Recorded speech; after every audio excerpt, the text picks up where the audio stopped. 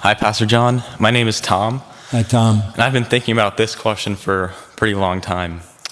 In light of Old Testament saints who walked blamelessly like Job, how are they sanctified since they didn't have the indwelling of the Holy Spirit that New Testament believers enjoy? Oh, but they did. They did have the indwelling of the Holy Spirit, or they wouldn't have been able to be redeemed. They wouldn't have been saved. They wouldn't have been justified. Abraham believed God, and it was counted to him as righteousness. So he was justified by faith in God. That's how Old Testament saints were justified, and that is always the work of the Holy Spirit. The Holy Spirit gives life. So you don't have the absence of the Holy Spirit in the Old Testament and the presence of the Holy Spirit in the New Testament. In the New Testament, you have the fullness of the Holy Spirit. In other words, there's a greater outpouring of the Holy Spirit in the New Testament.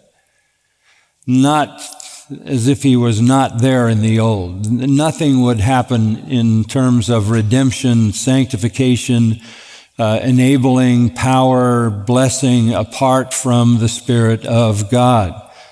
And there are indications of that. The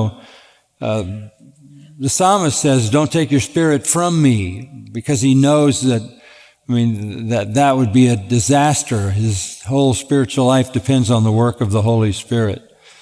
So the Old Testament saints knew the true God. The only thing they didn't know was Christ, who he was, and they were pre-cross, but they were basically chosen by God for salvation, saved by the work of the Spirit, and the ratification of their salvation came when Jesus died on the cross later.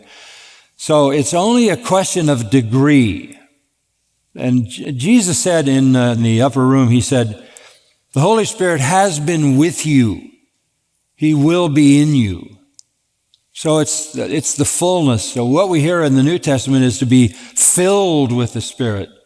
It's the degree to which the Spirit fills us that takes us to another level this side of the cross. Okay? Good.